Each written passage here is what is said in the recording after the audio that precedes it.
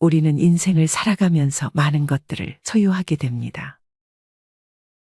그중 일부는 삶에 없어서는 안 될 꼭 필요한 것들이고 또 일부는 대개 나에게 꼭 필요하지는 않은 어쩌면 나에게 스트레스를 주는 것들도 있습니다.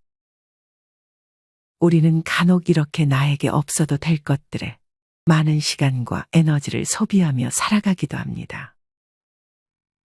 여러분 주위는 어떤가요? 내게 필요한 것들과 굳이 필요 없는 것들의 비율이 어느 정도로 나눠지나요? 여기서 말하는 것은 물건이 될 수도 있고 인간관계가 될 수도 있고 긍정적이거나 부정적인 내 마음 혹은 습관과 관련된 것일 수도 있습니다. 물론 이런 거 다 생각하면서 살기를 거부하시는 분들도 계실 것입니다.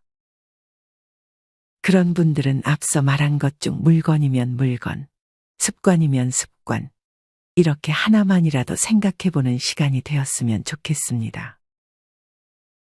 이미 몇몇 분들은 미련 없이 버리고 비워가며 홀가분한 마음으로 노후를 즐기고 있습니다. 사실 이렇게 버리는 것은 정말 쉽지 않습니다. 아무리 버리려 해도 버려지지 않는 것들도 있고 버리지 말아야 할 것들도 존재합니다. 그런 것들은 바로 버릴 필요는 없으니 천천히 생각하시며 길게 보고 결정하셔도 괜찮습니다. 하지만 이 이외에 나에게 스트레스를 주는 것들은 최대한 빠르게 끊어버리는 것이 좋습니다. 오늘은 이와 관련하여 인생 선배들이 노후에 일찍 버리지 못해 후회하는 4가지에 대해 알려드리겠습니다. 첫째는 물건에 대한 집착입니다. 특히나 혼자 거주하시는 어르신들의 집에는 정리할 것들이 많이 쌓여 있는 경우가 많습니다. 수많은 옷, 수많은 그릇, 일회용 수저 젓가락과 양은 냄비 등 요양사 분들이 가서 버리라고 말씀드려도 절대 못 버리게 하신다고 합니다. 그중 오래된 이불과 모아오신 옷을 쌓아두고 보관하시는 경우도 많습니다. 대개 자식들과의 추억 있는 물건 등 뭔가 정이 가는 물건들을 버리지 못하는 경우도 많습니다. 그 물건을 볼 때마다 추억이 생각나서 계속 간직하고 있는 것이죠. 자식들이 어렸을 때 입었던 옷들이나 같이 덮었던 이불들은 저 같아도 쉽게 버리지는 못할 것 같습니다. 하지만 이렇게 너무 많이 보관하는 것은 정신적인 측면에서도 건강의 측면에서도 좋지 못할 수 있습니다. 정리 안 된 집을 보면 스트레스로 다가올 확률이 높고 그곳에 세균들이 상당히 많을 것입니다. 추억 때문에 버리지 못하는 경우에는 사진으로만 남겨놓고 처분하는 것도 좋은 방법이 될 수 있습니다. 사실 대개 그 물건 자체보다는 그 물건을 보면 생각나는 좋은 추억들 때문에 버리지 못하는 것이기에 사진으로 남겨두었다가 추억을 느끼고 싶을 때마다 꺼내보는 것입니다. 전부 버리는 것이 힘들다면 정말 소중한 물건 딱 하나만 간직하고 처분하는 것도 좋은 방법입니다. 내 자식이 가장 즐겨 입었던 옷 하나, 장난감 하나, 선물 하나 이런 식으로 이것저것 여러 개를 간직하는 것보다 하나씩만 간직하자는 마음가짐을 갖는 것입니다. 이렇게 딱 하나만 놔두자고 마음을 먹는 것은 정리하는 것에 큰 도움을 줄 수 있습니다. 간혹 요리를 좋아하시는 분들은 똑같은 기능의 제품을 여러 개 가지고 있는 경우가 있습니다. 예를 들어 프라이팬만 10개가 넘게 있고 믹서기도 3대 이상 보유하고 계신 분도 있습니다. 사실 이 중 사용하는 것은 전체의 3분의 1 정도밖에 되지 않을 것입니다. 이렇게 자주 쓰는 것들만 남기고 나중에는 기능별로 하나씩의 제품만 가지고 있어도 크게 문제되지 않을 것입니다. 냄비의 경우 용도별로 하나씩 두면 좋습니다. 큰 냄비 하나, 작은 냄비 하나 정도 있으면 충분합니다. 큰 냄비가 쓸데없이 3개 이상 있다면 그것들을 다 사용하지 않을 뿐 아니라 공간만 차지하게 됩니다. 집이 어지러우면 위생적인 측면에서 우리를 위협할 뿐 아니라 우리의 뇌에도 나쁜 영향을 끼친다고 합니다. 우리의 뇌는 어지러운 집을 보는 것만으로도 휴식을 취하지 못하게 됩니다. 심지어 뇌를 피로하게 만듭니다. 무언가를 보는 것만으로도 우리의 의도와 상관없이 뇌는 일을 하기 시작합니다. 집에 물건이 많다면 눈에 들어오는 것이 많다는 뜻이고, 이로 인해 뇌가 일을 하기 시작해 머리가 아파지는 것입니다. 반면에 정리하는 습관은 뇌의 각성 수준을 높이고 주변 환경에 대한 통제감을 느끼게 해줍니다. 내가 통제할 수 있다는 느낌을 받으면 그 자체로 마음이 편해지고 뇌의 긍정적인 역할을 하게 됩니다. 이렇듯 버릴 것은 버리고 정리에 신경을 쓰는 것은 집이 깨끗해지는 것을 넘어 우리의 심리에도 아주 긍정적인 영향을 주기 때문에 최대한 내가 할 수 있는 선에서 천천히 차근차근 정리정돈을 시작하셨으면 좋겠습니다. 만약 버리는 것이 너무 아깝다는 생각이 든다면 중고로 당근마켓 같은 곳에서 팔아도 되고 주변에 나눠주는 것도 좋습니다. 그냥 버리면 아깝기도 하고 환경에 안 좋은 영향을 끼칠 수 있습니다. 나 말고 누군가가 대신 사용을 하게 된다면 마음이 한결 편할 것입니다. 어떤 노인분께서는 1년에 한 번 쓰는 살림들은 모두 나눠주고 했더니 집 공간도 넓어지고 단아한 분위기가 되어서 마음도 깨끗해지고 너무 만족한다는 글을 남겨주시기도 했습니다. 이것을 만약 한 번이라도 경험하게 된다면 정말 행복하다고 하니 여러분들도 딱 한 번만이라도 당근마켓에 안 쓰는 물건을 올려보거나 주변에 이 물건이 필요한 곳을 찾아 나눔을 해보세요. 뭐든 한 번 하는 것이 어렵습니다. 하지만 만약 한 번 해보고 좋은 기분을 느낀 분들이라면 물건을 나눠주는 것이 한 번에서 끝나지 않을 것입니다. 영상을 보고 실천하지 않으면 의미가 없어질 수 있습니다. 이 영상이 끝나면 필요 없는 물건을 하나 찾아 어디 팔거나 나눠줄 곳이 없는지 찾아보세요. 이 영상을 보는 시간이 낮이라면 오늘 밤이 되기 전까지 밤이나 새벽이라면 자고 일어나서 팔거나 나눠줄 물건이 없는지 찾아보시면 좋을 것 같습니다. 너무 닳아버린 물건은 그냥 과감하게 버리는 것도 괜찮습니다. 정리정돈을 잘하게 되면 앞으로 쓸데없는 지출을 막을 수 있습니다. 물건을 너무 쌓아두거나 어지럽히게 되면 내가 이미 그 물건을 가지고 있음에도 없다고 생각해 새롭게 물건을 하나 더 구매하게 되는 경우가 생길 수도 있습니다. 만약 정리를 잘 해놓고 물건들의 위치를 잘 기억해 둔다면 앞서 말한 실수는 하지 않을 것입니다. 그리고 많은 것을 한 번에 보관하게 되면 특히나 성 같은 것들은 쉽게 고장날 수 있고 뭐가 뭔지 파악하는 것이 힘들어집니다. 저 또한 이렇게 선을 한 곳에 모아두었다가 예전에 제품을 충전하는 선을 찾지 못해 포기했던 적이 많았습니다. 이러면 또 지출을 불러오게 되는 것입니다. 이뿐만 아니라 쾌적한 집에서는 내가 할 일들을 생각하고 정리하고 추진하는 데 도움이 되고 긍정적인 마인드와 에너지가 생기는 등 정리를 잘하게 되면 얻게 되는 장점이 정말 많습니다. 앞서 얘기했듯 전부 버리기만 하라는 말씀을 드리는 것이 아닙니다. 미니멀한 삶에서 평안함을 느끼는 분들도 있겠지만 평생을 함께한 익숙한 것들에 둘러싸였을 때 안정감을 느끼는 분들도 있을 것입니다. 또한 오랜 기간 그냥저냥 함께한 살림살이들을 하루아침에 정리한다는 게 쉬운 일도 아닐 것입니다. 그렇기 때문에 시간을 두고 나에게 안정감을 두는 물건들을 제외하고 스트레스를 주는 불필요한 물건만 천천히 정리하시는 것이 좋습니다. 많은 분들이 무언가를 구매하는 등 물질을 통해 나를 채우려고 하는 경향이 있습니다. 하지만 내면의 평안과 안정을 위해서 이런 사물보다는 자기를 돌아보고 성찰하는 성찰지향적인 삶을 추구하는 것이 좋습니다. 물건을 비우고 내면을 채우는 그런 노후의 삶을 누리셨으면 좋겠습니다. 일찍 버리지 못하면 후회하는 두 번째는 몸에 배어버린 안 좋은 소비 습관입니다. 2022년 12월의 통계에 따르면 노후 준비가 잘 되고 있다는 인구의 비율이 고작 8.7%에 그쳤다고 합니다. 특히나 75세 이상의 고령자 중 57%가 노후 준비가 잘 안 되고 있다고 응답했습니다.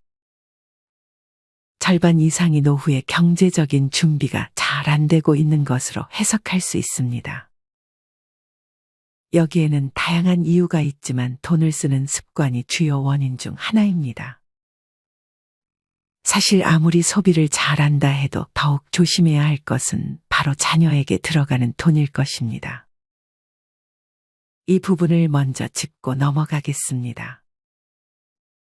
자녀에게 들어가는 돈은 대개 한 번씩 크게 들어가는 경우가 많습니다. 사교육비는 물론 등록금, 사업자금, 결혼자금 등 이 모든 것을 챙겨줘야만 부모로서의 노릇을 하는 것이라 생각하는 것은 결코 옳지 못합니다. 오히려 자식 스스로가 이런 것들을 하나씩 이룰 수 있게 만들어주는 것이 더 중요합니다.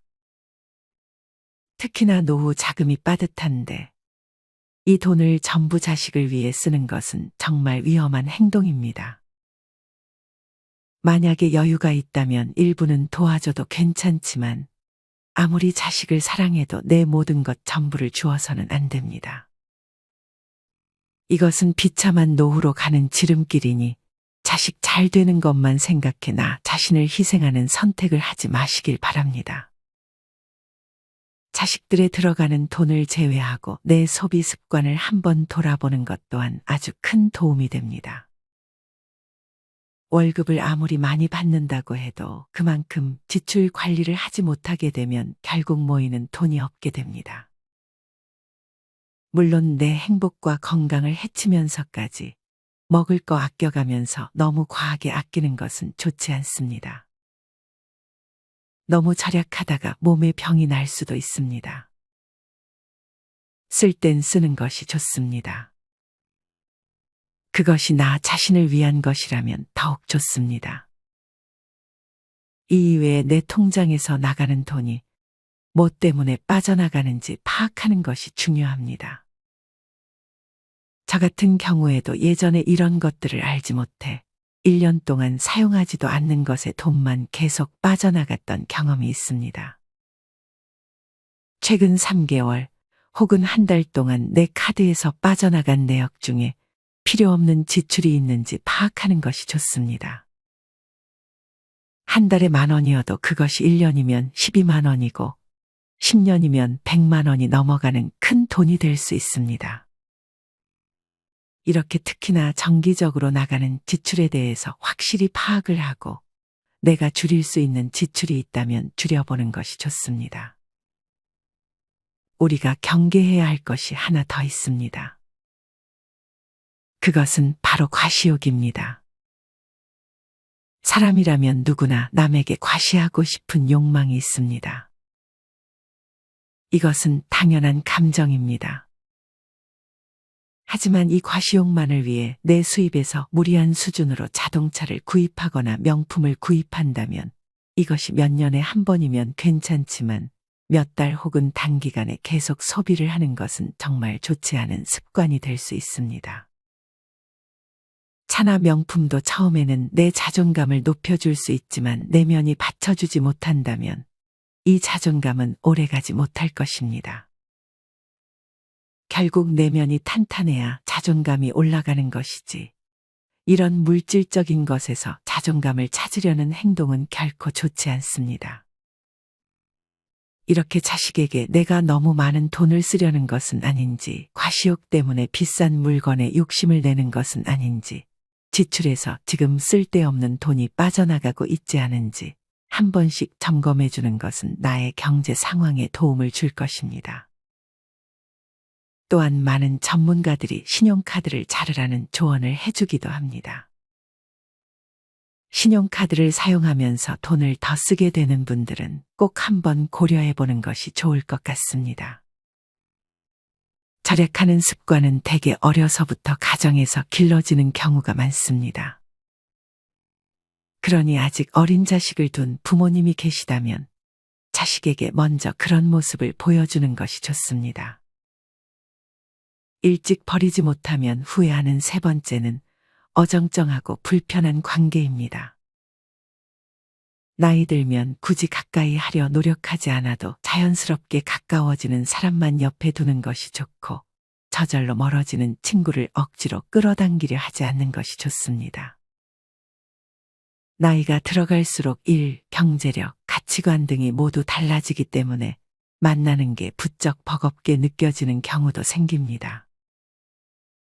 만약 오래된 친구여도 나에게 열등감을 느끼거나 내가 열등감을 느끼는 친구라면 결국 멀어지는 것이 어찌 보면 좋은 방향이 될 수 있습니다. 또한 내가 먼저 안부 물어봐주고 생일 챙겨주고 해도 정작 내 생일 때 연락 한 번 없는 지인들에게 섭섭함을 느끼는 분들도 많을 것입니다. 이렇게 나이가 들수록 너무 인간관계를 위해 노력하는 것보다 오히려 혼자만의 시간을 즐기는 것이 노후에는 더 좋습니다. 물론 내가 좋아하는 사람들과는 굳이 거리를 두지 않아도 됩니다. 모든 인간관계를 정리하라는 말씀을 드리는 것이 아닙니다.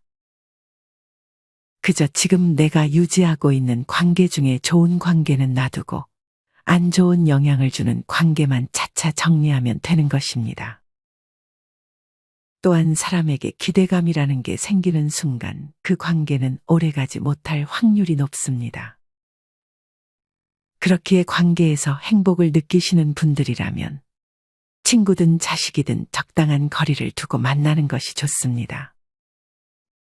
특히나 친구는 서로에게 불편함을 주지 않고 바라는 것 없이 즐겁게 내가 해줄 수 있는 범위만 해주며 지내는 것이 좋습니다. 그러면 서로 서운해 할 일도 없고 즐겁게 만날 수 있을 것입니다. 사실 나이 들수록 자신 스스로와 친구가 되는 것이 가장 좋습니다. 혼자 있으면 자신과 대화하는 시간이 많아지고 현실적인 친구는 거의 없는 경우가 많습니다. 어쩌다 알게 된 친구도 어떤 계산적인 상황이 되면 인연이 끊기는 경우가 대부분입니다. 먼저 연락하고 아량을 베풀고 이러는 것 자체가 피곤하고 그대로 좋게 받아들이는 친구도 드물어집니다. 오히려 나이가 들수록 친구와의 깊은 관계보다는 이웃과 그리 깊지 않은 관계로 인사하며 사이좋게 지내는 것 자체로 좋다는 분들도 많이 계십니다. 아마 아직 이것에 반박하는 마음이 있는 분들이 계실 것입니다. 정답은 없습니다. 아무리 그래도 친구 만나는 것이 좋은 부분이 많다고 하면 굳이 정리하지 않으셔도 됩니다. 특히나 혼자 있는 것에 외로움을 많이 느끼시는 분들이라면 너무 한 번에 관계를 정리하는 것보다 먼저 혼자 있는 시간을 즐기는 방법을 차근차근 익히고 관계에 대해서 다시 생각해 보는 것도 좋습니다. 좋은 판단을 하기 위해서는 나 자신에 대해 잘 아는 것이 중요합니다. 나는 어떤 사람인지 나 자신과의 대화를 먼저 해보고 그 다음에 관계에 대해 내가 정리할 부분이 없는지 천천히 생각해 보시길 바랍니다. 일찍 버리지 못하면 후회하는 네 번째는 욕심입니다. 그 중에서 특히나 사기를 조심해야 합니다. 노후에 사기를 당하게 되면 타격이 너무 큽니다. 젊었을 때도 물론 사기를 당하면 타격이 크지만 그래도 만회할 시간이 남아 있습니다. 하지만 노후에는 수입도 많지 않을 것이고 체력도 예전 같지 않을 것이기 때문에 특히나 사기에 조심해야 합니다. 절대 고수익을 위한 투자는 하지 마시길 바랍니다. 세상에 공짜는 없습니다. 고수익을 보장해 준다면 그만큼 위험성도 같이 있다는 말입니다. 특히나 요새 노후 자금을 노리는 사기꾼들이 많아진 것 같습니다. 이런 사기꾼들은 엄벌에 처해야 하지만 죄가 그리 무겁지 않다는 것이 현실입니다. 사기꾼이 없어지지 않는다면 우리는 우리가 조심하는 방법밖에 없습니다. 대개 사기를 당하는 경우를 살펴보면 나에게 약간의 욕심이 끼어 있거나 아니면 좋은 사람이 되고픈 마음이 있다거나 이유 없는 친절을 얻어먹고 나중에 거절을 못하는 분들이 피해자가 되는 경우가 많습니다. 여기 해당한다면 더욱 주의하셔야 합니다. 사기꾼들은 초반에 매우 친절하게 다가올 것입니다. 그러고 나중에 나를 위하는 척 돈을 요구할 것입니다. 아무리 착해 보이고 친절해 보이고 아들 같아 보이고 딸 같아 보여도 결국 돈을 요구하는 사람은 반드시 피해야 합니다. 내가 돈을 주지만 않으면 사기를 당할 일이 없습니다. 사인이나 도장 찍는 것도 안 하시는 것이 좋고 명의를 빌려주는 것도 피해야 합니다.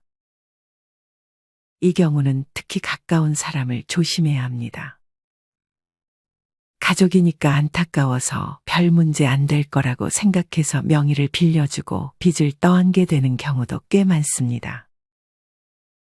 내 자신은 내가 지켜야 합니다. 내가 잘 모르는 것은 돈을 빌려주어서도 명의를 빌려주어서도 안 될 일입니다. 결코 그 사람이 안쓰러워서 미안해서라는 감정이 앞서서는 안 됩니다. 어떤 현명한 분은 통장 색깔 보여주라고 해도 안 보여주고 얼마 있는지도 절대 말 안 한다고 합니다. 또한 돈거래는 은행하고만 하라고 조언합니다. 이렇듯 돈에 있어서는 냉정함을 잃지 말아야 합니다. 내 돈을 지키는 것이 곧 내 자신을 지키는 것과 마찬가지라는 사실을 잊지 마시길 바랍니다. 오늘은 일찍 버리지 못하면 후회하는 4가지에 대해 알려드렸습니다. 첫째는 물건에 대한 집착을 버리는 것. 둘째는 안 좋은 소비 습관을 고치는 것. 셋째는 어정쩡하고 불편한 관계를 끊는 것. 마지막 넷째는 욕심을 버리고 돈에 대해서만큼은 냉정함을 잃지 않는 것입니다.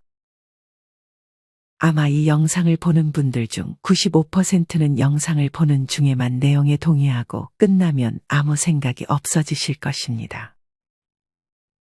반대로 말하면 오늘 영상의 내용 중 하나만이라도 실천한다면 여러분은 상위 5%의 실행력을 갖추는 사람이 될 수 있습니다.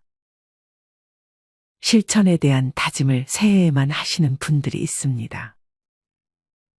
이러면 기회가 많지 않아집니다.